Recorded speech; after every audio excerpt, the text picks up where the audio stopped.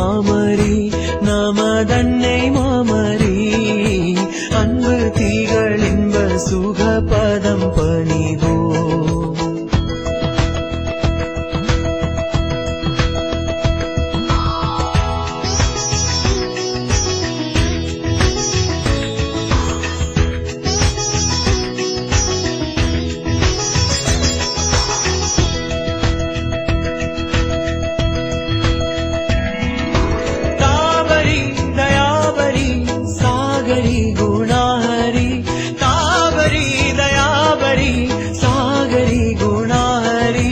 ஆதரி தாவீது வம்சமாசினா மனோஹரி அன்னை மாமரி நமதன்னை மாமரி அன்பு திகழ் இன்ப சுகபதம் பணிவோம். அன்னை மாமரி நமதன்னை மாமரி அன்பு திகழ் இன்ப சுகபதம் பணிவோம்.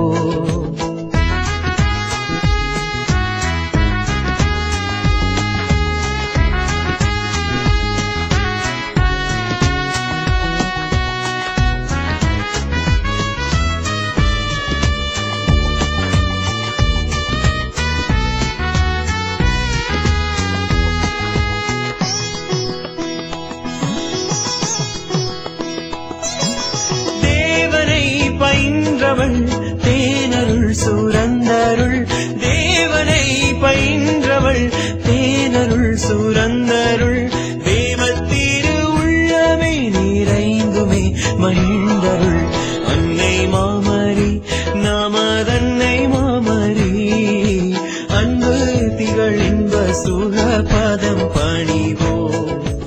அன்னை மாமரி நமதன்னை மாமரி அன்பு திகழ் இன்ப சுகபதம் பணிவோ.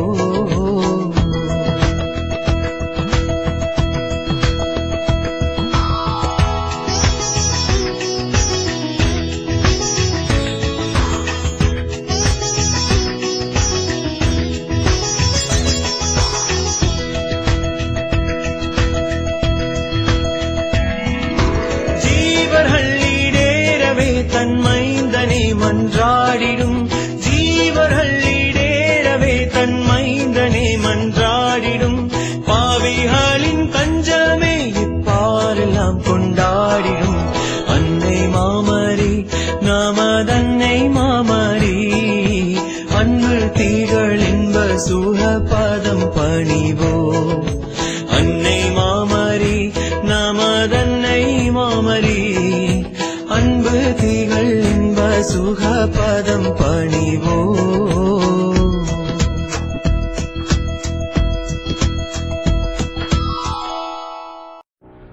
தந்தை மகன் தூய ஆவியாரின் பெயராலே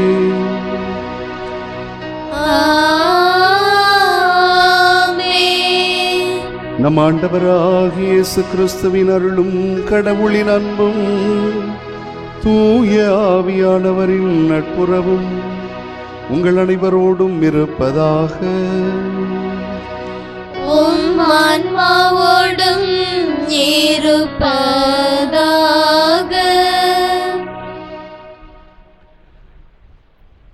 ஆயர்களான புனிதர்கள் திமேத்தேயு தீத்து இவர்களுடைய நினைவை கொண்டாடுகின்றோம்.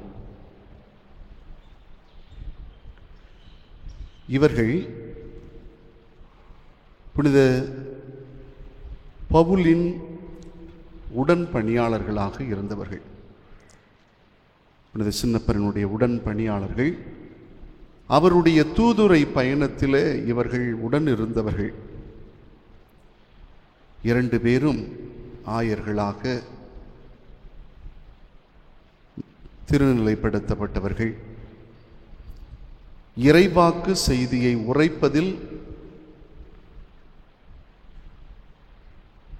தன் வாழ்நாள் முழுவதும் உறுதியோடு இருந்தவர்கள். நற்செய்தி அறிவிப்பதில் இவர்கள் கண்ணும் கருத்துமாயிருந்தவர்கள். புனித சின்னப்பர் எப்படியெல்லாம் இறைவாக்கு செய்தியை எல்லாருக்கும் அறிவுறுத்தி கொண்டிருந்தாரோ அதே போல இவர்களும் அப்படியாய் வாழ்ந்திருக்கிறார்கள். இவர்களுடைய நினைவில் நாமும் இறைவாக்கு உரைக்கின்ற கடமையும் அந்த இறைவாக்காக நாம் வாழ வேண்டிய நிலையையும் இன்று அந்த இறைவாக்கு நம்மில் உருப்பெற வேண்டும் என்றும் இறைவார்த்தையை கேட்டு அதற்கு பலன் கொடுக்கிறவர்களாக நாம் வாழ வேண்டும் என்றும் இந்த தூய மறை நிகழ்வில் வேண்டிக் கொள்வோம். நம்முடைய வேண்டுதல்கள் அனைத்தும் நிறைவேறி இறைவனுடைய கொடையை பெற்று வாழ்வதற்கு தடையாக இருக்கிற குற்றங்கள், குறைகள், பாவங்கள் இவற்றிற்காக மன வருந்தி ஆண்டவரிடத்தில் மன்னிப்பு கேட்டு இந்த தூய மறை நிகழ்வை தகுதியாய் ஒப்பு கொடுப்போம்.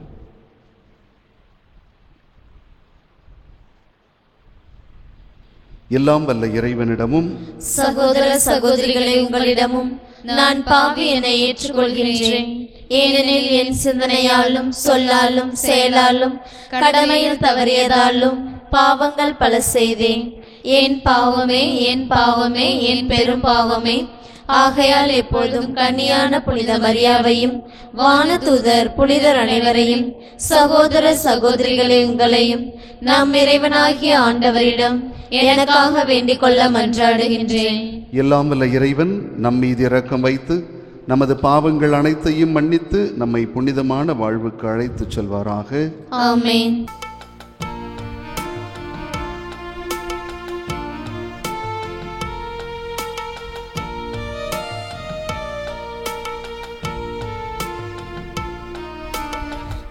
ஆண்டவரே இரக்கமாயிரும். ஆண்டவரே இரக்கமாயிரும். கிறிஸ்துவே இரக்கமாயிரும். கிறிஸ்துவே இரக்கமாயிரும்.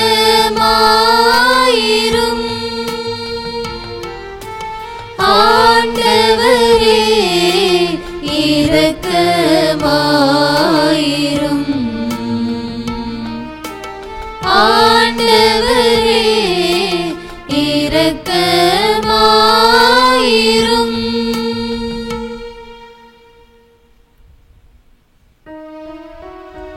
மன்றாடுவோமாக. இறைவா, திமோத்தேயு, தீத்து என்னும் புனிதர்களை திருத்தூதர்களுக்கு உரிய நற்பண்புகளால் அணி செய்தீரே. அதனால் இவ்விருவரின் பரிந்துரையால் நாங்கள் மண்ணுலகில் நீதியோடும் இறைப்பற்றோடும் வாழ்ந்து விண்ணக வீட்டை அடைய தகுதி பெறுவோமாக.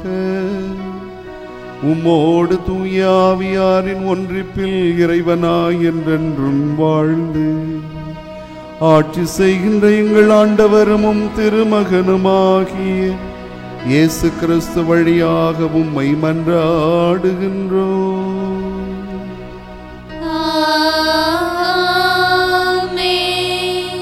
நாம் தூயவர் ஆக்கியவர்களை ஒரே பலியினால் என்றென்றைக்கும் நிறைவுள்ளவர் ஆக்கினார். எபிரேயருக்கு எழுதப்பட்ட திருமுகத்திலிருந்து வாசகம். அதிகாரம் 10, இறை வார்த்தைகள் 11-18 முடிய. சகோதர சகோதரிகளே, ஒவ்வொரு குருவும் நாள்தோறும் இறை ஊழியம் புரியும்போது மீண்டும் மீண்டும் அதே பலிகளை செலுத்தி வருகிறார். அவையோ பாவங்களை ஒருபோதும் போக்க இயலாதவை. ஆனால் இவர் ஒரே பலியை பாவங்களுக்காக என்றென்றைக்கும் என செலுத்திவிட்டு கடவுளின் வலப்பக்கத்தில் அமர்ந்துள்ளார். அங்கே தம் பகைவர் தமக்கு கால்மனை ஆக்கப்படும் வரை காத்திருக்கிறார். தாம் தூயவர் ஆக்கியவர்களை ஒரே பலியினால் என்றென்றைக்கும் நிறைவுள்ளவர் ஆக்கினார். இதை பற்றி தூய ஆவியாரும் அந்நாள்களுக்கு பிறகு அவர்களோடு நான் செய்ய இருக்கும் உடன்படிக்கை இதுவே. என் சட்டத்தை அவர்கள் உள்ளத்தில் பதிப்பேன். அதை அவர்களது இதயத்தில் எழுதி வைப்பேன் என்று நமக்கு சான்று பகர்கிறார். இவ்வாறு சொன்ன பின் அவரது தீச்செயலையும் அவருடைய பாவங்களையும் இனிமேல் நினைவு கூற மாட்டேன் என்று கூறுகிறார். எனவே பாவ மன்னிப்பு கிடைத்த பின் பாவத்திற்கு கல்வாயாக செலுத்தும் பலிக்கு இடமே இல்லை. இது ஆண்டவர் வழங்கும் அருள்வாக்கு. இறைவனுக்கு நன்றி. பதிலுரை பாடல் பல்லவி. மெல்கி சதேக்கின் முறைப்படி நீர் என்றென்றும் குருவே.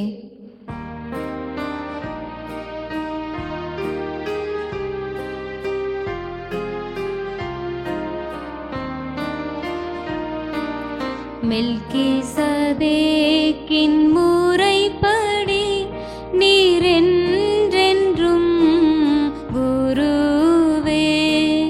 மெல்கி சதேக்கின் முறைப்படி நீர் என்றென்றும் குருவே.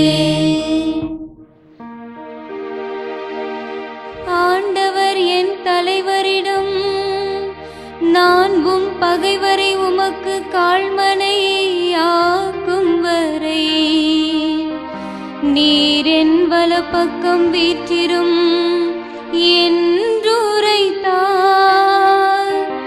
வலிமை மிகு உமது செங்கோலை ஆண்டவர் சீயோனிலிருந்து ஓங்கச் செய்வார். உம் எதிரிகளிடையே ஆட்சி செலுத்தும்.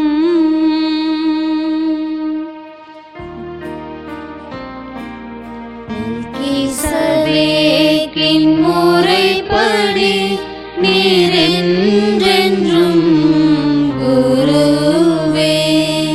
மெல்கி சதேக்கின் முறைப்படி நீர் என்றென்றும் குருவே.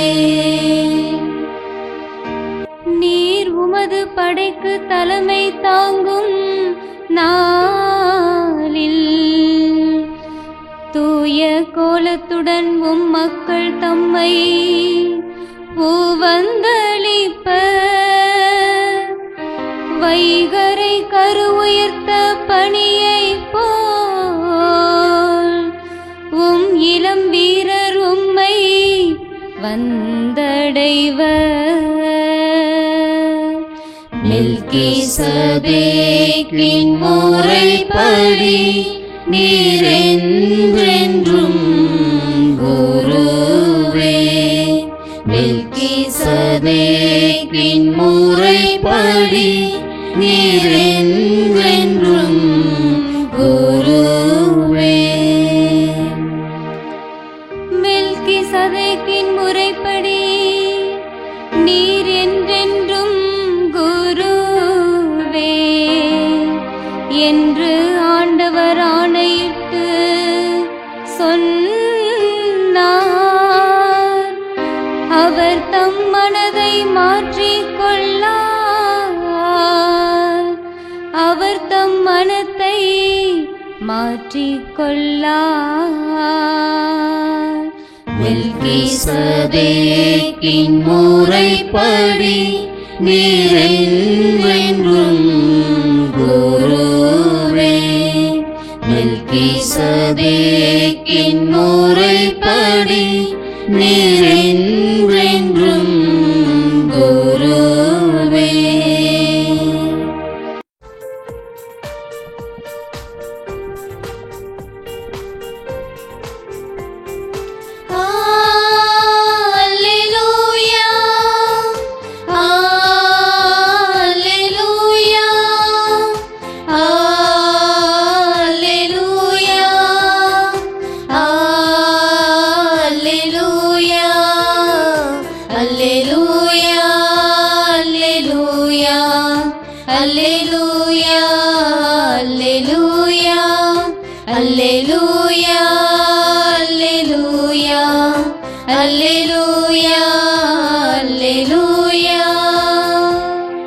கடவுளின் வார்த்தையே விதை, அதை விதைப்பவர் கிறிஸ்துவே. அவரை கண்டடை விதைப்பார். அல்லேலூயா அல்லேலூயா அல்லேலூயா அல்லேலூயா அல்லேலூயா. ஆண்டவர் உங்களோடு இருப்பாராக. உம் ஆன்மாவோடும் இருப்பாராக. மார்க் எழுதிய நற்செய்தியிலிருந்து வாசகம். ஆண்டவரே, மாட்சி உமக்கே. இயேசு மீண்டும் கடலோரத்தில் கற்பிக்கத் தொடங்கினார். மாபெரும் மக்கள் கூட்டம் அவரிடம் ஒன்று கூடி வர அவர் கடலில் நின்ற ஒரு படகில் ஏறி அமர்ந்தார். திரண்டிருந்த மக்கள் அனைவரும் கடற்கரையில் இருந்தனர். அவர் ஓமைகள் வாயிலாக பலவற்றை அவர்களுக்கு கற்பித்தார்.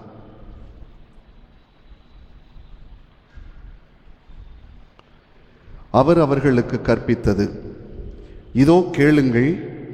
விதைப்பவர் ஒருவர் விதைக்கச் சென்றார். அவர் விதைக்கும் பொழுது சில விதைகள் வழியோரமாய் விழுந்தன. பறவைகள் வந்து அவற்றை விழுங்கிவிட்டன. வேறு சில விதைகள் மிகுதியான மண் இல்லாத பாறை பகுதியில் விழுந்தன. அங்கே மண் ஆழமாக இல்லாததால் அவை விரைவில் முளைத்தன. ஆனால் கதிரவன் மேலே எழ அவை காய்ந்து வேறில்லாமையால் கருகி போயின. மற்றும் சில விதைகள் முட்புதர்களிடையே விழுந்தன. முட்செடிகள் வளர்ந்து அவற்றை நெருக்கிவிடவே அவை விளைச்சலை கொடுக்கவில்லை. ஆனால் இன்னும் சில விதைகள் நல்ல நிலத்தில் விழுந்தன. அவை முளைத்து வளர்ந்து சில 30 மடங்காகவும் சில 60 மடங்காகவும் சில 100 மடங்காகவும் விளைச்சலை கொடுத்தன.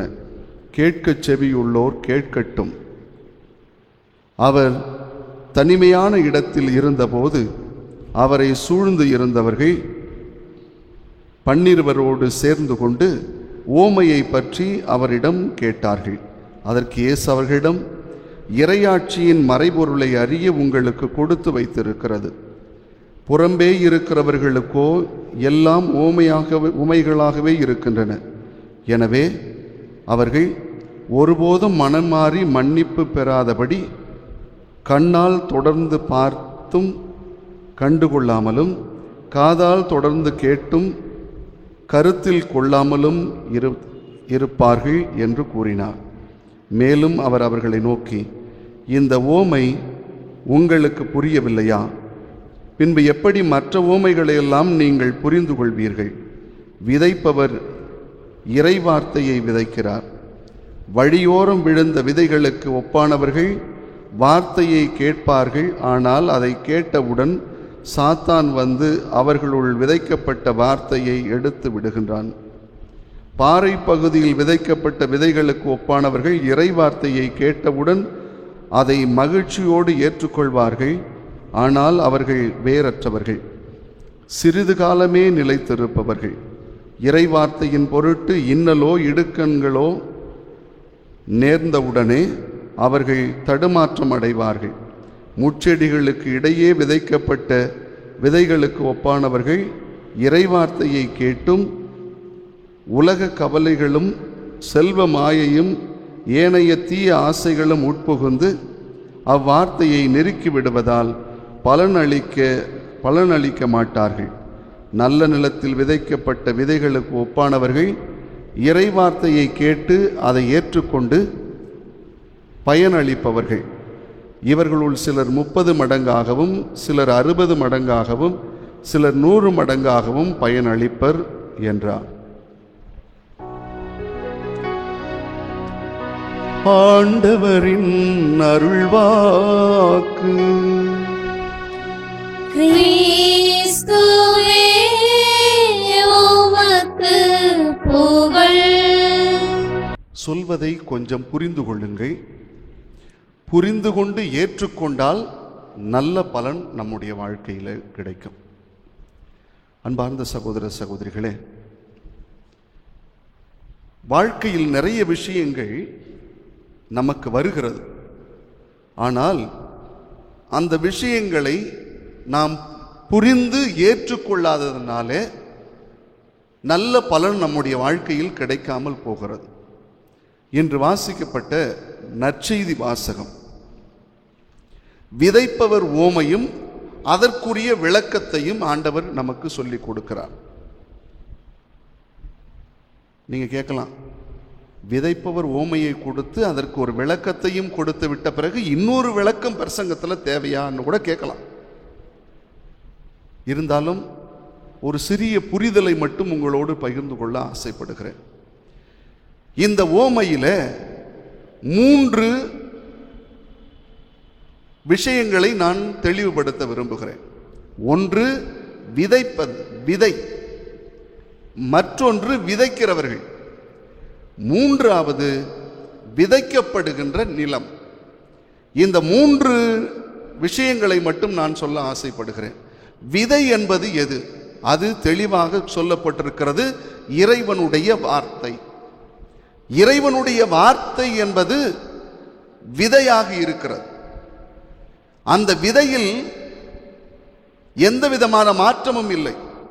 ஆனால் இன்றைய உலகத்தில் நீங்கள் சற்று யோசித்தீர்கள் என்றால், விதைக்கப்படுகிற விதையில் கலப்படமும் விதையில் பல ரகங்களையும் கொண்டு வந்து விட்டார்கள். விதையில் கலப்படமும் விதைகளில் பல ரகங்களையும் கொண்டு வந்திருக்கிறார்கள். முதல் ரகம், இரண்டாவது ரகம், மூன்றாவது ரகம், சாதாரண ரகம் என்றெல்லாம் பல்வேறு ரகங்களை வைத்து இன்று உண்மையான விதைகளே நமக்கு கிடைக்காமல் போய்விட்டது. அந்த காலத்திலலாம் விவசாயம் பண்ணுறப்ப என்ன செய்வாங்கன்னா, அவர்கள் விவசாயம் செய்து அவர்களே அடுத்த மகசூலுக்கு தேவையான, விவசாயத்திற்கு தேவையான விதைகளை சேகரித்து வைப்பார்கள். அதற்கு சேகரிப்பதற்கென்றே ஒரு குதிரெல்லாம் சொல்லுவாங்க, அது மாதிரி சேர்த்து வைக்கிறதுக்கு விதையை பத்திரப்படுத்தி இவர்களாகவே எடுத்து வைத்திருப்பார்கள். இப்போ விதைகளை வாங்க வேண்டிய சூழ்நிலை வந்ததனால் அவரவர்கள் விருப்பத்தின்படி கலப்பு விதைகளையும் ரகமான வேறு வேறு ரக விதைகளையும் கொடுத்து இன்று நம்மை ரகரகமான வியாதிக்குள்ளே கொண்டு வந்து சேர்த்துவிட்ட பெருமை இந்த கலப்பும் ரகம் கொண்டு வந்த விதைகளில் மாட்டிக்கொண்டோம். பெரிய தக்காளியாக இருந்ததுன்னா நாமளும் ஆன்னு பார்த்து வாங்குறோமே, நாட்டு தக்காளியை ஒருத்தரும் பார்க்கவே மாட்டேங்கிறோமே, அது வேற விஷயம். அதனால விதைகளில் இன்று கலப்படம் வந்து விட்டது. அது மாதிரி இறை வார்த்தை என்பது கலப்படம் இல்லை, அதில் ரகம் இல்லை. இறை வார்த்தை என்பது எப்பொழுதும் ஒன்றுதான். கடவுளுடைய வார்த்தை என்பது அன்றிலிருந்து இன்று வரை என்றும் மாறாதது. அது நம்மோடு கூட இருக்கிற வார்த்தை அது. அதனால்தான் அந்த இறை வார்த்தையை குறித்து எபிரேயருக்கு திருமுகத்தில் சொல்லப்பட்ட போது, அந்த இறை வார்த்தை நம்முடைய உள்ளத்திற்குள்ளே வந்து நம்முடைய உடலுக்குள்ளே வந்து எல்லாவித மாற்றங்களையும் கொடுக்கும். அந்த இறை வார்த்தை நம்முடைய வாழ்க்கையில் பலவிதமான மாற்றங்களை உண்டு பண்ணக்கூடியது. அந்த இறை வார்த்தையை குறித்து எசாயா இறைவாக்கினர் சொல்லுகிற பொழுது, அது பனியும் மழையும் போல பூமிக்குள் வந்து அது தண்ணிலே ஒரு செடி முளைக்க செய்கிறது. அது தானாகவே செயல்படக்கூடியது. இறை வார்த்தை தன்னிலே ஆற்றல் மிக்கது என்பதை நாம் மறந்து விடக்கூடாது. இறை வார்த்தையில நாம் எந்த விதமான வேறுபாடும் வச்சிருக்க முடியாது. பழைய ஏற்பாட்டு இறை வார்த்தை மிக உயர்ந்தது, புதிய ஏற்பாட்டு இறை வார்த்தை சாதாரணமானது, புனித சின்னப்பருடைய இறை வார்த்தை அதை விட சாதாரணமானது, அப்படிலாம் சொல்ல முடியாது. இந்த அட்டையிலேருந்து அந்த அட்டை வரைக்கும் கடைசி வரைக்கும் ஒரே இறை வார்த்தை, அதில் எந்த விதமான மாற்றமும் கிடையாது. இறை வார்த்தை என்பது தன்னில் ஆற்றல் மிக்கது, சக்தி வாய்ந்தது. இறை வார்த்தையை அனுப்பி உங்களை சுகமாக்குவேன் என்று சொல்வது அந்த அளவுக்கு இறை வார்த்தை சக்தியும் ஆற்றலும் மிக்கது என்பதில் நாம் எந்த விதமான வேறு விளக்கம் தெரிந்து கொள்ள வேண்டிய அவசியமே கிடையாது. அதனால இறை வார்த்தை என்பது கடவுளுடைய வார்த்தை. இன்று அந்த இறை வார்த்தை நம்முடைய வாயிலிருந்து வந்தால் அது இறை வார்த்தையாக வர வேண்டுமே ஒழிய குறை வார்த்தையாக வரக்கூடாது. அந்த இறை வார்த்தை இறை வார்த்தையாகத்தான் வர வேண்டும், குறை வார்த்தையாய் வந்து விடாமல் நாம் பார்த்து கொள்ள வேண்டும். இது முதல் பகுதி, இறை வார்த்தை என்பது. இரண்டாவதாக இறை வார்த்தையை விதைக்கிறவர்கள். இறை வார்த்தையை விதைக்கிறது யாரு என்று அப்படின்னா, எல்லாரும் விதைக்க கடமைப்பட்டவர்கள். ஆனால் அதிகமாக யார் இன்று விதைத்துக் கொண்டிருக்கிறார்கள் என்று சொன்னால், குருக்கள் இறை வார்த்தையை பிரசங்கிக்கிற பொழுது, அந்த இறை செய்தியை கொடுக்கிற பொழுது, இறை வார்த்தைக்கு விளக்கம் கொடுக்கிற பொழுது விதைக்கப்படுகிறது. இறை வார்த்தையை படிக்கிற ஒவ்வொருவருமே இறை வார்த்தையை விதைக்கிறவர்கள். ஒரு முறை இறை வார்த்தையை நீங்க படிக்கிறீங்கன்னு சொன்னா, இறை வார்த்தையை உங்களுக்கு நீங்களே விதைத்துக் கொள்கிறது. நீங்கள் சத்தமாக படிக்கிறீர்கள் என்றால் மற்றவர்கள் காதுகளிலும் நீங்கள் விதைக்கிறீர்கள் என்று அர்த்தம். ஆக இறை வார்த்தையை படிக்கிற ஒவ்வொருவரும் இறை வார்த்தையை விதைக்கிறவர்கள். இறை வார்த்தையை கேட்கிறவர்களுக்கு நாம் அதை விதைக்க வேண்டும். அது கடவுள் நமக்கு கொடுத்திருக்கிற மிகப்பெரிய கட்டளை. அதனால தான் சின்னப்பர் சொன்னார், கேட்டாலும் கேட்கலனாலும் சொல்லு, இறை வார்த்தையை சொல். நீ இறை வார்த்தையை மற்றவர்களுக்கு விதைக்க வேண்டிய மிகப்பெரிய பொறுப்புகளில் இருக்கிறவர்கள் நாம். கூவுற வரைக்கும் கூவு, கத்துற வரைக்கும் கத்து, இறை வார்த்தையை சொல்லிக்கொண்டே இரு. அவங்க கேட்கலையே, அப்படிலாம் பார்த்தா நம்மெல்லாம் பிரசங்கம் வைக்க முடியுமா? எப்போ பிரசங்கத்தை ஆரம்பிக்கிறோமோ அப்போவே மக்கள் பாதி பேர் தூங்க ஆரம்பிக்கிறாங்கன்னு வச்சுக்க. அதுக்காக சொல்லாமல் இருக்க முடியுமா? மக்கள் நிறைய பேர் தூங்குவதனால் இன்று மறைவுரை கிடையாது அப்படின்னு சொல்ல முடியுதா? இல்லையே. அந்த விஷயத்தில் சாமியாருங்கள்லாம் உண்மையில் கொடுத்து வச்சவங்க. அவங்க பேசிக்கிட்டே இருந்தாலும், முன்னாடி உட்காந்து தூங்கிக்கிட்டே இருந்தாலும் விடாமல் பேசுகிறாங்க பத்தியா. அதுவே பெரிய தியாகம். கேட்டாலும் கேட்கப்பட்டாலும் இறை வார்த்தையை அறிவிக்க வேண்டியது நம்மளுடைய கடமை. விதைப்பவர்கள் இன்று தேவைப்படுகிறார்கள் சகோதர சகோதரிகளே. இறை வார்த்தையை விதைப்பதற்கு இன்று நிறைய ஊழியர்கள் தேவை. அதனால்தான் பொதுநிலையினர் அனைவருக்கும் இந்த வாய்ப்புகள் வருகிறது. பொதுநிலையினர் இன்று எவ்வளவு பேர் இறை வார்த்தையை எடுத்துக்கொண்டு விதைக்கிறார்கள் தெரியுமா? நான்லாம் ஒரு ஜெப கூட்டங்களுக்கு போகும்பொழுதெல்லாம் என்னோடு சேர்ந்து ஊழியர்கள் வருவார்கள். போகும்பொழுதெல்லாம், வழியிலும் வரும்பொழுதெல்லாம் எந்தெந்த வாக்குவாதம் நடக்குமோ எல்லாம் அதிகபட்சமாக இறை வார்த்தையிலேயே நடந்து கொண்டிருக்கும். எங்களுக்குள்ளே சொல்லிக்கிறது என்னன்னா, நீங்கள் எதற்கு விளக்கம் கொடுக்க வேண்டும் என்று நினைத்தாலும் நீங்கள் இறை வார்த்தையிலிருந்து விளக்கம் கொடுங்கள். ஏதாவது ஒரு சிக்கல் வருது, ஒரு குழப்பம் வருது, ஒரு தீர்வு காணணும் அப்படின்னு சொன்னா நீங்க எங்கிருந்து முதல்ல விளக்கம் கொடுக்கணும், பதில் கொடுக்கணும், தீர்வு கொடுக்கணும்னு சொன்னா முதல்ல இறை வார்த்தையிலிருந்து எடுத்து கொடுங்க. அதுதான் இறை வார்த்தையை விதைப்பது. சிறு சிறு குழந்தைகளிலிருந்து இறை வார்த்தை விதைக்கப்பட வேண்டும். அப்பொழுதுதான் அவர்கள் இந்த இறை வார்த்தையை தாங்கி பிடிப்பார்கள், அந்த இறை வார்த்தையை ஏற்றுக்கொள்வார்கள். அதனால் இன்று இறை வார்த்தை விதைக்கப்பட வேண்டிய கட்டாயம் இருக்கிறது. அடுத்தது, இறை வார்த்தை விதைக்கப்படும் பொழுது அதற்கு செவிமடுக்கிறவர்களாகவும் நாம் இருக்க வேண்டும். இறை வார்த்தையை நாம் கைகளில் ஏந்த வேண்டும். இறை வார்த்தையை கையில் பிடித்தவர்களை பார்க்கிற விதமும் இறை வார்த்தையை கையில் இல்லாதவர்கள் பார்க்கிற விதம் வேறாக இருக்கும். ஆக இறை வார்த்தை இன்று கட்டாயம் விதைக்கப்பட வேண்டும். இதில் ஒரு சின்ன சிக்கல் இருக்குது, அதை தெரிஞ்சுக்குங்க. இறை வார்த்தை விதைக்கப்படும் பொழுது அவங்களுக்கு உரிய விளக்கத்தெல்லாம் சொல்கிறாங்கன்னு வச்சிங்களேன். கொஞ்சம் யோசிச்சு பாருங்க, இந்த விளக்கமாக அதுக்கு உரியது, இந்த விளக்கமாக அதுக்கு உரியதுன்னு சொல்லி ரொம்ப யோசித்து பார்த்து செயல்படுங்க. இன்னைக்கு நிறைய பேர் விதைக்க ஆரம்பித்ததுக்கப்புறம் என்ன விதைக்கிறாங்கன்னே அவங்களுக்கே தெரிய மாட்டேங்குது. எதை சொல்லுகிறார்கள், எதற்கு விளக்கம் கொடுக்கிறார்கள், அதற்கு உண்மையான விளக்கம் என்ன தெரியறதில்லை. அதனால இறை வார்த்தை விதைக்கப்படும் பொழுது விதைக்கிறவர்கள் எல்லாரும் மிக மிக கவனமாக இருக்க வேண்டும். திரித்து இறை வார்த்தை விதிக்கப்பட்டு விடக்கூடாது. தன்னுடைய சுய சிந்தனையின் அடிப்படையில் இறை வார்த்தை விதைக்கப்படக்கூடாது. இறை வார்த்தை தன்னிலே என்ன சொல்கிறதோ அதை சொல்லணும்.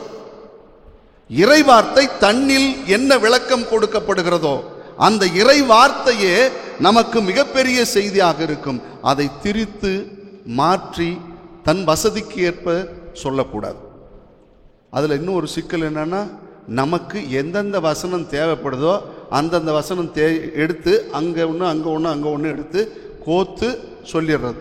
அது உண்மையான இறை செய்தியாக இருக்கக்கூடாது, இருக்காது. ஆக இறை வார்த்தை என்பது அது தன்னிலே செயல்பட்டு அது விதைக்கப்பட வேண்டும். அதனுடைய உண்மையை நாம் பெற்றுக்கொள்ள வேண்டும். திரித்து சொல்லப்படும் பொழுதெல்லாம் அதை கேட்டு நாம் சற்று புரிந்து கொள்ள வேண்டும். இரண்டாவது. மூன்றாவது, இறை வார்த்தை விதைக்கப்படுகிற நிலங்கள். இறை வார்த்தை விதைக்கப்படுகிற நிலங்கள். இன்னைக்கு நிலத்துக்காக தான் போராடிட்டு இருக்கோம். இந்த நிலம் எப்படி நமக்கு வேண்டும், இந்த நிலம் எப்படி நம்மை விட்டு போய்விடக்கூடாது. ஒருத்தர் படித்தேன், விளை நிலங்கள் எல்லாம் இன்று விளை நிலங்களாக மாறிவிட்டன. விளை நிலங்கள் இன்று விளை நிலங்களாக மாறிவிட்டன. அதை செய்யறதெல்லாம் பெரும் பெரும் ஆட்கள் தான் செய்யறாங்க. நிலங்கள் இன்று மனைகளாக மாறிக்கொண்டிருக்கிறது. மனைகளாக மாறிவிட்டது என்று சொன்னால் விலையாக மாறிவிடும். நம்முடைய நிலங்கள் பாதுகாக்கப்பட வேண்டும். நம்முடைய நிலங்களை வைத்திருக்க வேண்டும். அந்த நிலங்களை பயன்படுத்தி நாம் பக்குவப்படுத்தி கொண்டிருக்க வேண்டும். அதனால்தான் என்றும் சொல்லுவாங்க, நிலத்துல போட்டா என்னைக்கு வீண் போகவே போகாதுன்னு சொல்லுவாங்க. நிலத்துல போட்டா என்னைக்கு வீண் போகாது. அதனாலேயே இன்று நிலங்கள் பத்திரப்படுத்தப்படுகிறது, பாதுகாக்கப்பட வேண்டும். ஏதோ ஒரு நம்முடைய சிலருடைய சுய லாபத்திற்காக இன்று விளைநிலங்கள் எல்லாம் இன்று மனைகளாகவும் விலையாகவும் போய்கொண்டிருப்பது நாளை நமக்கு சோத்துக்கு வழி இல்லாமல் கஷ்டப்படுவோம் என்பதை சொல்லி கொண்டிருக்கிறது. நாளைக்கு பூவாவை கிடைக்காது, நாளைக்கு பூவா கிடைக்காது. அப்போ என்ன பண்ணுவோம்னா, வெளிநாட்டிலேருந்து மற்றவன் உருண்டையாக மாத்திரை கொடுப்பான். அதை தின்னுபிட்டு நாமளும் உருண்டையாக தான் இருப்போம். யாரும் ஒழுங்காக இருக்க மாட்டோம், உருண்டையாக தான் இருப்போம். அப்புறம் அதனால் நம்முடைய விளை நிலங்கள் பாதுகாக்கப்பட வேண்டும் என்று எவ்வளவோ பேர் போராடி கொண்டிருக்கிறார்கள். அதற்கெல்லாம் நாம் துணையாக நிற்க வேண்டும் என்பதையும் தெரிந்து கொள்வோம். அன்பார்ந்த சகோதரர்களே, இந்த விளை நிலங்களாக நாம் மாற வேண்டும். ஒவ்வொருவருடைய உள்ளங்களும் சிந்தனைகளும் விளைநிலங்களாக மாற வேண்டும். கொத்தி எரு போட்டு அதை பக்குவப்படுத்தி அதை பயன்படுத்துகிறவர்களாக மாறணும். அப்படி இருந்தால் மட்டும்தான் இறைவார்த்தை நம்மில் பலன் கொடுக்கும். அந்த இறைவார்த்தை நம்மிலே உரு கொடுக்க வேண்டும். அதனால்தான் இவர் பேராயர் சொல்வார். அவர் சொல்லும் பொழுது, இறைவார்த்தை இன்று உங்களில் கரு கொண்டு அதை நீங்கள் உரு கொடுக்க வேண்டும் என்று சொல்வார். இன்னைக்கு இறைவார்த்தை எப்படி வெளிப்படுத்தப்படும் என்று சொன்னால், அதை நாம் ஏற்றுக்கொண்டு நமக்குள்ளே கரு உருவாக்க வேண்டும். அந்த இறைவார்த்தையை உருவாக்கி அதிலே கருவாக்கி அதை எடுத்து நாம் வெளிக்கொணர்வதன் வழியாகத்தான் இறைவார்த்தை இன்று உயிர் உள்ளதாக இருக்கிறது என்று சொல்வார். ஆக இறைவார்த்தையை ஏற்றுக்கொள்ளுகிற விளை நிலங்களாக நாம் மாறிக்கொண்டிருக்க வேண்டும். அன்பார்ந்தவர்களே, விளை நிலம் என்பது எது தெரியுமா? இன்று நானும் ஃபாதர்கிட்ட பேசிகிட்டு இருக்கும் போது சொல்லுவாங்க, இங்கே நிறைய நிலம் நம்மக்கிட்ட ஒரு 20 ஏக்கருக்குள்ள விளை நிலம் இருக்குது. அதில் நெல் போட்டிருக்கோம். அப்போது அந்த விளை நிலத்தில் நெல் வளர்கிறதுக்காக தொடக்கத்திலேயே உரம், அப்புறம் ஒரு முறை உரம், அப்புறம் ஒரு முறை உரம், களை மிதித்து ஒரு உரம், அப்புறம் நெல் வயிற்றில் சூழில் இருக்கும்போது திரும்பவும் உரம், இப்படி மாற்றி மாற்றி உரம் கொட்டோம். அப்போ தான் ஃபாதர் கூட சொல்லிட்டு இருந்தார், வெறும் உரமாக கொட்டினா அந்த நிலம் எப்படி போகும் அப்படின்னு பேசிட்டு இருந்தார். நம்முடைய விளைநிலங்களை அழிப்பதற்கு மற்றவர்கள் நல்லாகவே வேலை செய்கிறார்கள் என்பதையும் தெரிந்து கொள்ளுங்கள். இது நிலங்களை பொறுத்த வரைக்கும். ஆனால் ஆண்டவர் கொடுத்த விளக்கத்தின்படி பார்க்கிற பொழுது, இங்கே விதைக்கப்படுகிற விளை நிலம் என்பது நம்முடைய சிந்தனையும் நம்முடைய உள்ளமும். அந்த இறைவார்த்தையை செவிகளில் கேட்டு அந்த இறைவார்த்தை உள்ளுக்கு பயணிக்க பொழுது அது நம்மில் என்ன மாற்றத்தை கொண்டு, என்ன வளர்ச்சியை கண்டு, அது என்ன பலன் கொடுக்கிறது என்பதைத்தான் நாம் யோசிக்க வேண்டும். ஆனால் உண்மையில் சேசுனார் சாமியை ரொம்ப பாராட்டணும். ஏன் தெரியுமா? நீங்களாம் 100 மடங்கு பலன் கொடுக்கணும் அப்படின்னு கட்டாயப்படுத்தாமல் ஒரு 30 மடங்கு, ஒரு 60 மடங்கு, 100 மடங்கு அப்படின்னு ஒரு மிகப்பெரிய ஒரு தளர்வை கொடுத்திருக்கிறார். அதனாலேயே இயேசுநாதர் சாமியை பாராட்டலாம். நம்மால் இயன்ற மட்டும் பலன் கொடுக்க வேண்டும் என்றதை தெளிவுபடுத்துகிறது வாசகம். எந்த அளவுக்கு இறைவார்த்தையை நாம் உருவாக்கி அதில் பலன் கொடுக்க முடியுமோ அந்த அளவுக்கு கொடுத்தாலே போதும். ஆக ஒவ்வொருவருக்கும் இந்த கடமை உண்டு. நாம் எல்லாரும் விளை நிலங்களாக மாற வேண்டும். இறைவார்த்தையை வாங்கிக் கொள்கின்ற மனநிலையும் அந்த வாங்கிக் கொண்ட உள்வாங்கிக் கொண்ட அந்த விளைநிலத்தில் அந்த விதை இன்னும் நன்றாக பலன் கொடுத்து கொத்தி எரு போட்டு வளர்த்து அது பலன் கொடுக்க வேண்டும். அப்படி இல்லை என்றால் என்ன நினைக்கும் தெரியுமா? ஆண்டவர் சொல்வார், ஒரு வேலையால் ஒரு மரத்தை நட்டு வச்சு கனி தேடும்போது கனி இருக்காது, அதை வெட்டிடணும் அப்படின்னு சொல்லிடுவாங்க. அப்போ என்ன சொல்லுவான் அந்த வேலையால், ஆண்டவரே இன்னும் 1 வருஷம் போருங்க, கொத்தி எரு போட்டு வளர்த்து பார்ப்போம், பலன் கொடுக்கவில்லை என்றால் அப்புறம் வெட்டி விடுவோம் அப்படின்பார். அது மாதிரி நம்முடைய விளைநிலங்கள் எல்லாம், நம்முடைய சிந்தனை, சொல், உள்ளம் அனைத்தையும் நன்றாக கொத்தி கொத்தி எரு போட்டு நன்றாக வளர்த்து இறைவார்த்தையை பலன் கொடுக்கிற ஒரு மிகப்பெரிய காரணமாக, நிலமாக நாமும் நீங்களும் மாற வேண்டும் என்பதை புரிந்து கொள்வோம். நன்றா புரிஞ்சுக்குங்க. புரிஞ்சு ஏற்றுக்கிட்டா நல்ல பலன் நமக்கு உண்டு. நாம் முதலில் நன்றாக உள்வாங்கி புரிந்து கொள்வோம். புரிந்து கொண்டு அதன் பிற்பாடு அந்த புரிந்து கொண்டதை ஏற்றுக்கொண்டு நாம் நல்ல பலன் கொடுக்கின்ற, இறைவார்த்தைக்கு பலன் கொடுக்கிற நல்ல விளைநிலங்களாக நாம் மாற ஆண்டவரிடத்தில் தொடர்ந்து வேண்டிக் கொள்வோம். என்னை உமக்களித்தேன், உந்தன் அன்பை சுவைத்தேன், என்னையே இழந்து விட்டேன். இயேசுவே ஏற்றிட வேண்டுகிறேன். என்னை உமக்களித்தேன், உந்தன் அன்பை சுவைத்தேன், என்னையே இழந்து விட்டேன். இயேசுவே ஏற்றிட வேண்டுகிறேன். கோதுமை அப்பத்தில் திராட்சை ரசத்தில் உம்மையே எமக்களித்தாய். கோதுமை அப்பத்தில் திராட்சை ரசத்தில் உம்மையே எமக்களித்தாய். மனிதவதாரம் உம்மையே தந்ததே, மனிதவதாரம் உம்மையே தந்ததே, என்னை நிறைவாக்கிடவே உம்மோடு வாழ்ந்திடவே. சகோதர சகோதரிகளே, நாம் அனைவரும் இணைந்து ஒப்பு கொடுக்கிற இந்த திருப்பலி எல்லாம் வல்ல தந்தையாக இறைவனுக்கு ஏற்றதாகும்படி ஜெபியுங்கள். ஆண்டவர் தமது பெயரின் புகழ்ச்சிக்காகவும் ஆட்சிக்காகவும் நமது நன்மைக்காகவும் புனித திரு அவை அனைத்து நலன்களுக்காகவும் மது கையில் இருந்து இப்பலியை ஏற்றுக்கொள்வாராக. ஆண்டவரே, திமோத்தேயு, தீத்து என்னும் புனிதர்களின் நினைவை கொண்டாடும் உம் மக்களாகிய நாங்கள் அளிக்கும் காணிக்கைகளை ஏற்றருள வேண்டுகின்றோம். நீர்க்கனிவுடன் எம்மை ஏற்று நாங்கள் நேர்மையான இதயம் கொண்டிருக்கச் செய்வீராக. எங்கள் ஆண்டவராகி கிறிஸ்து வழியாக உம்மை மன்றாடுகின்றோம்.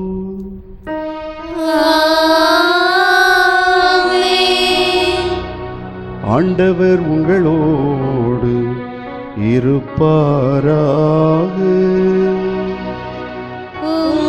ஆன்மாவோடும் இருப்பாராக.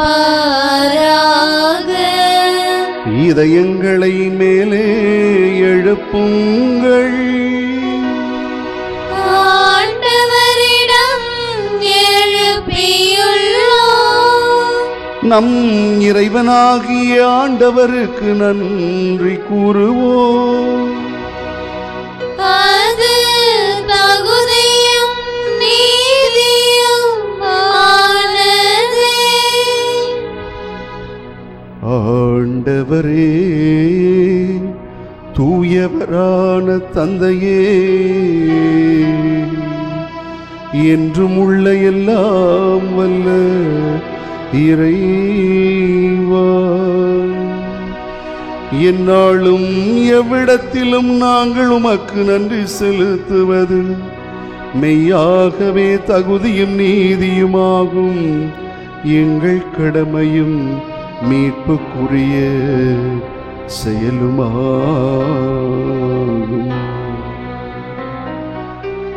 கிறிஸ்துவில் அனைத்தையும் புதுப்பிக்கவும் அவருடைய நிறைவில் நாங்கள் அனைவரும் பங்கு பெறவும் நீர் திருவுளமானி. ஏனெனில் கடவுள் வடிவில் விளங்கிய அவர் தம்மையே வெறுமையாக்கி சிலுவையில் சிந்திய தமது இரத்தத்தால் யாவும் அமைதி பெறச் செய்தார். எனவே அவர் அனைத்திற்கும் மேலாக உயர்த்தப்பட்டு தமக்கு கீழ்ப்படிவோர் அனைவருக்கும் நிலையான மீட்பின் காரணரானார். அவர்களோடு எங்கள் குரலையும் சேர்த்துக் கொள்ளுமாறு நாங்கள் உம்மை தாழ்மையுடன் இறைஞ்சி புகழ்ந்து ஒன்றாக அக்களித்து பாடுவதாவது: தூயவர் தூயவர் தூயவர் வான்படைகளின் கடவுளாம் ஆண்டவர். விண்ணகமும் மன்னகமும் உமது மாட்சியால் நிறைந்துள்ளன. உன்னதங்களிலே ஓசானா, உன்னதங்களிலே ஓசானா. ஆண்டவர் பெயரால் வருகிறவர் ஆசி பெற்றவர். உன்னதங்களிலே ஓசானா, உன்னதங்களிலே ஓசானா, உன்னதங்களிலே ஓசானா, உன்னதங்களிலே ஓசானா. ஆண்டவரே, நீர் மெய்யாகவே தூயவர், தூய்மை அனைத்துக்கும் ஊற்று. ஆகவே உம்முடைய ஆவியை பொழிந்து இக்காணிக்கைகளை தூய்மைப்படுத்த உம்மை வேண்டுகிறோம். இவ்வாறு எங்கள் ஆண்டவர் இயேசு கிறிஸ்துவின் உடலும் இரத்தமுமாக எங்களுக்கு இவை மாறுவனவாக. அவர் பாடுபட உளம் கனிந்து தம்மை கையளித்த போது அப்பத்தை எடுத்து நன்றி செலுத்தி அதை பிட்டு தம் சீடர்களுக்கு அளித்து அவர் கூறியதாவது: அனைவரும் இதிலிருந்து பெற்று உண்ணுங்கள், ஏனெனில் இது உங்களுக்காக கையளிக்கப்படும் என் உடல்.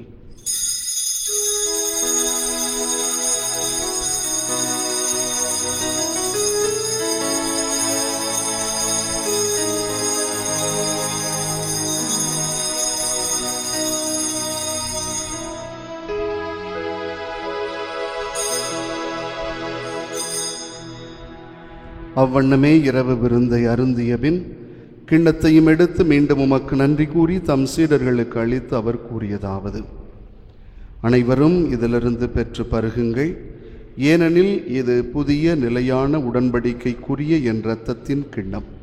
இது பாவ மன்னிப்புக்கென்று உங்களுக்காகவும் பலருக்காகவும் சிந்தப்படும். இதை என் நினைவாக செய்யுங்கள்.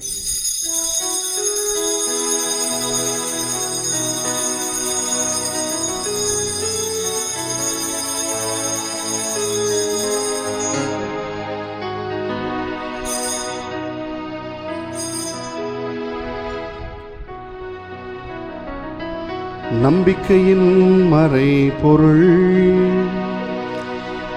ஆண்டவரே, நீர் வருமளவும் உமது இறப்பினை அறிக்கையிடுகின்றோம். உமது உயிர்ப்பினையும் எடுத்துரைக்கின்றோம். ஆகவே ஆண்டவரே, நாங்கள் கிறிஸ்துவின் இறப்பினையும் உயிர்ப்பினையும் நினைவு கூர்ந்து வாழ்வு தரும் அப்பத்தையும் மீட்பளிக்கும் கிண்ணத்தையும் உமக்கு ஒப்புக் கொடுக்கின்றோம். உம் திருமுன்னின்று ஊழியம் புரிய தகுந்தவர்களென எங்களை ஏற்றுக்கொண்டீர். எனவே நன்றி செலுத்துகிறோம். கிறிஸ்துவின் உடலிலும் இரத்தத்திலும் பங்கு கொள்ளும் எங்களை தூய ஆவியார் ஒன்று சேர்க்க வேண்டுமென உம்மை தாழ்மையுடன் மன்றாடுகிறோம். ஆண்டவரே, உலகெங்கும் பரவியிருக்கும் திரு அவையை நினைவு கூர்ந்தருளும். எங்கள் திருத்தந்தை பிரான்சிஸ் ஆயர் அந்தோணி சாமி, எல்லா திருநிலையினர், உம்முடைய குடும்பங்கள் அனைவரையும், உம் திரு அவை முழுவதையும் அன்பில் நிறைவு பெறச் செய்தருளும். உயிர்த்தெழும் எதிர்நோக்கோடு துயில் கொள்ளும் எங்கள் சகோதர சகோதரிகளையும் இறந்தோர் அனைவரையும் இரக்கத்துடன் நினைவு கூர்ந்து உம் திருமுக ஒளியினுள் ஏற்றருளும். எங்கள் அனைவர் மீதும் இரக்கமாயிரும். கடவுளின் கன்னித்தாயும் எங்கள் பாதுகாவலியுமான புனித அடைக்கல அன்னை, அவருடைய கணவரான புனித யோசேப்பு, புனித திருத்தூதர்கள், இவ்வுலகில் உமக்கு உகந்தவராயிருந்தோர் புனிதர் அனைவருடனும் நாங்கள் நிலைவாழ்வில் பங்கு கொள்ளும் தகுதி பெற்று உம் திருமகன் இயேசு கிறிஸ்து வழியாக உம்மை புகழ்ந்தேத்தும் வரமருள மன்றாடுகிறோம்.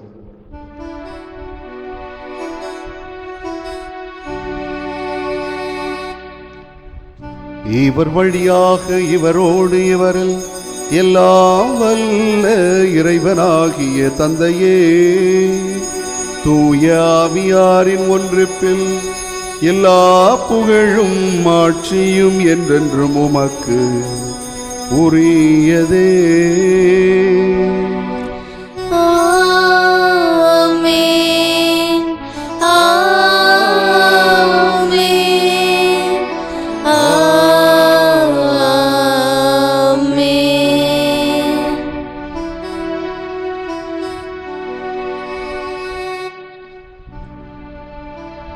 மீட்பரின் கட்டளையால் கற்பிக்கப்பட்டு இறைபடிப்பினையால் பயிற்சி பெற்ற நாம் துணிவுடன் பாடுவோம். விண்ணுலகில் இருக்கின்ற எங்கள் தந்தையே, உமது பெயர் தூயது என போற்ற பெருக. உமது ஆட்சி வருக. உமது திருவுளம் விண்ணுலகில் நிறைவேறுவது போல மண்ணுலகிலும் நிறைவேறுக. எங்கள் அன்றாட உணவை இன்று எங்களுக்கு தாரும். எங்களுக்கு எதிராக குற்றம் செய்வோரை நாங்கள் மன்னிப்பது போல எங்கள் குற்றங்களை மன்னியும். எங்களை சோதனைக்கு உட்படுத்தாயையும் தீமையிலிருந்து எங்களை விடுவித்தருளும். ஆண்டவரே, தீமைகள் அனைத்திலும் இருந்து எங்களை விடுவித்து எங்கள் வாழ்நாளில் அமைதியை கனிவுடன் அருள உம்மை மன்றாடுகின்றோம். உமது இரக்கத்தின் உதவியால் நாங்கள் பாவத்திலிருந்து எப்போதும் விடுதலை அடைந்து யாதொரு கலக்கமும் இன்றி நலமாயிருப்போமாக. நாங்கள் எதிர்நோக்கி இருக்கும் பேரின்பத்துக்காகவும் மீட்பராகிய இயேசு கிறிஸ்துவின் வருகைக்காகவும் காத்திருக்கின்றோம். ஏனெனில் ஆட்சியும் வல்லமையும் மாட்சியும் என்றென்றும் உமதே. ஆண்டவரே இயேசு கிறிஸ்துவே, அமைதியை உங்களுக்கு விட்டுச் செல்கிறேன், என் அமைதியையே உங்களுக்கு அளிக்கிறேன் என்று உம் திருத்தூதர்களுக்கு மொழிந்தீரே. எங்கள் பாவங்களை பாராமல் உமது திரு அவையின் நம்பிக்கையையே கண்ணோக்கி எங்களுக்கு அமைதியையும் ஒற்றுமையையும் அளித்தருள்வீராக. என்றென்றும் வாழ்ந்து ஆட்சி செய்கின்றவர் நீரே. ஆமென். ஆண்டவருடைய அமைதி உங்களோடு என்றும் இருப்பதாக. உம் ஆன்மாவோடும் இருப்பதாக. ஒருவருக்கொருவர் நம் ஆண்டவர் இயேசுவின் அமைதியை பகிர்ந்து கொள்வோம்.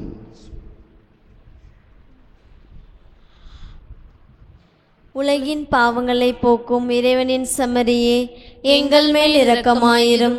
உலகின் பாவங்களை போக்கும் இறைவனின் செம்மறியே, எங்கள் மேல் இரக்கமாயிரும். உலகின் பாவங்களை போக்கும் இறைவனின் செம்மறியே, எங்களுக்கு அமைதியை அளித்தருளும்.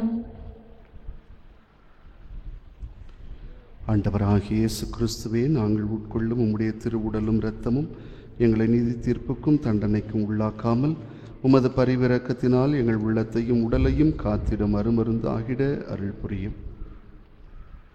இதோ நம் ஆண்டவராகிய இயேசு கிறிஸ்து, இவரே நமது பாவங்களை எல்லாம் போக்குகிறவர், இவரே இறை வார்த்தையாக நம் ஒவ்வொருவருடைய உள்ளத்திலும் எழுந்து வருகிற தெய்வம் என்று நாம் அந்த இறைவார்த்தைக்கு பலன் கொடுக்கிறவர்களாக வாழ வேண்டும் என்று நமக்கு சிறப்பான ஒரு அழைப்பையும் கொடுத்திருக்கிறார். இவருடைய விருந்திற்கு அழைக்க பெற்றிருக்கிற நாம் எல்லோரும் பேறு பெற்றவர்கள். ஆண்டவரே, நீர் என் இல்லத்தில் எழுந்தருள நான் தகுதியற்றவள். ஆனால் ஒரு வார்த்தை மட்டும் சொல்லியருளும், எனது ஆன்மா நலமடையும். கிறிஸ்துவின் திருவுடலும் இரத்தமும் நம் அனைவரையும் காத்து நிலை வாழ்வுக்கு அழைத்துச் செல்வாராக.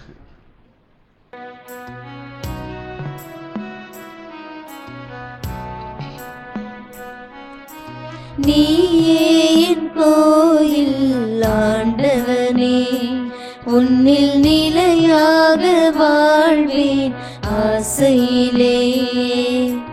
நீயே என் கோயில் ஆண்டவனே, உன்னில் நிலையாக வாழ்வேன் ஆசையிலே. நீயே என் கோயில், நானோ உன் சாயல், உனை போல வாழ்வேன் ஆசையிலே. நீயே என் கோயில், நீயே என் தெய்வம், நீயே என் கோயில் ஆண்டவனே. நீயே என் கோவில் ஆண்டவனே, உன்னில் நிலையாக வாழ்வேன் ஆசையிலே.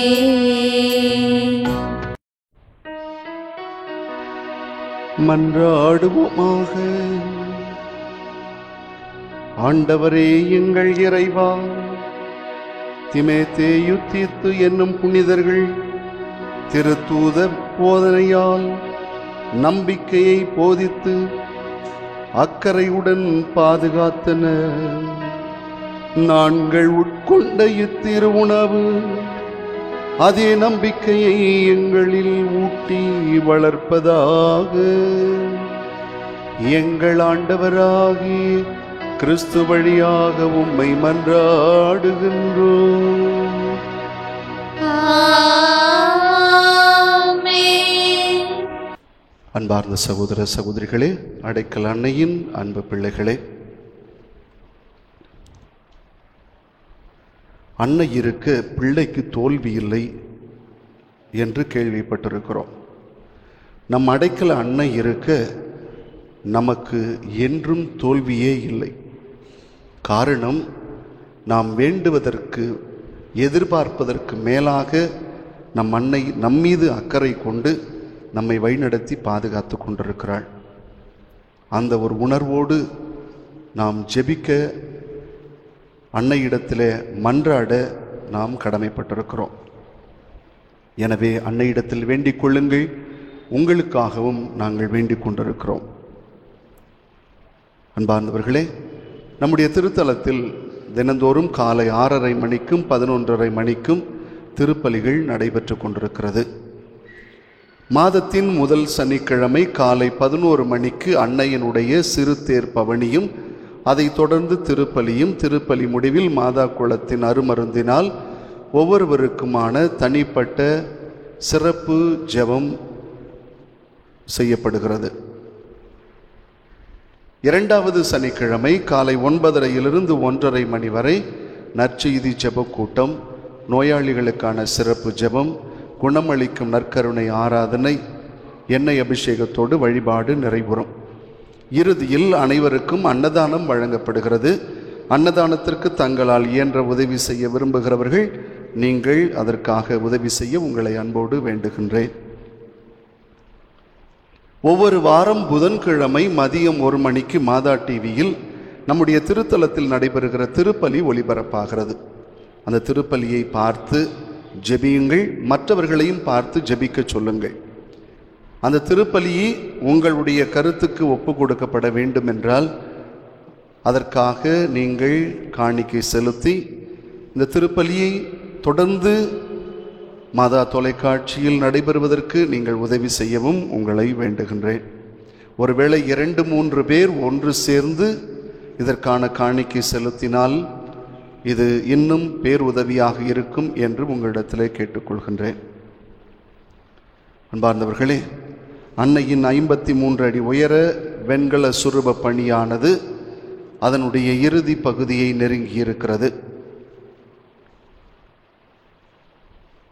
அதோடு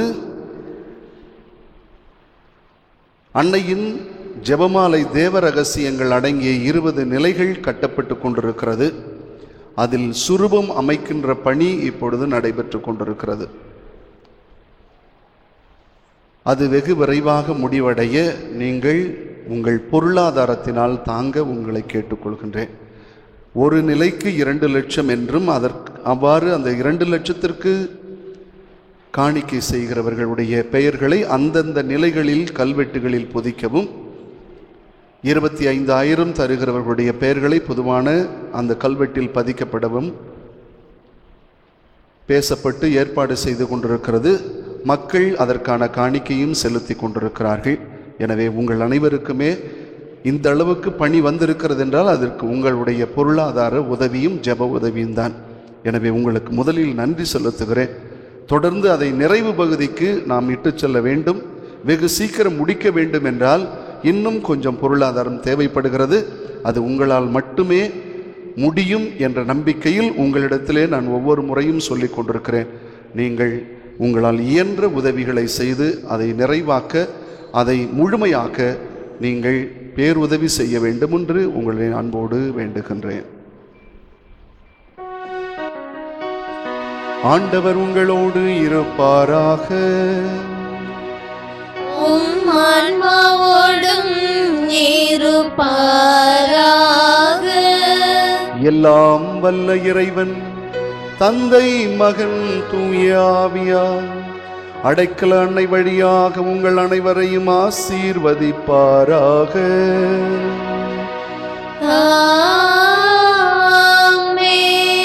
அன்னையின் அரவணைப்பில் வாழ சென்று வாருங்கள். திருப்பலி நிறைவேறிற்று. இறைவனுக்கு நன்றி.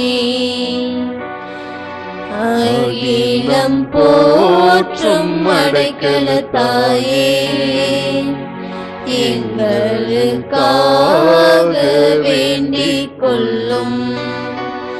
அகிலம் போற்றும் அடைக்கல தாயே, எங்களுக்காக வேண்டிக் கொள்ளும். அகிலம் போற்றும் அடைக்கல தாயே, எங்களுக்காக வேண்டிக் கொள்ளும். எங்களுக்காக வேண்டிக் கொள்ளும். எங்களுக்காக வேண்டிக் கொள்ளும். அன்பார்ந்தவர்களே, பல்வேறு வேண்டுதல்களை எல்லாம் நாம் சுமந்து இந்த திருப்பலியிலே பங்கு பெற்று ஜெபித்திருக்கிறோம். உங்கள் அனைவருடைய வேண்டுதல்களையும் ஒன்று சேர்த்து நம்முடைய தனிப்பட்ட ஜெபங்களையும் ஒன்றாக்கி அடைக்கல அன்னையிற்கு நவநாள் ஜெபத்தின் வழியாக ஒப்பு கொடுத்து மன்றாடுவோம்.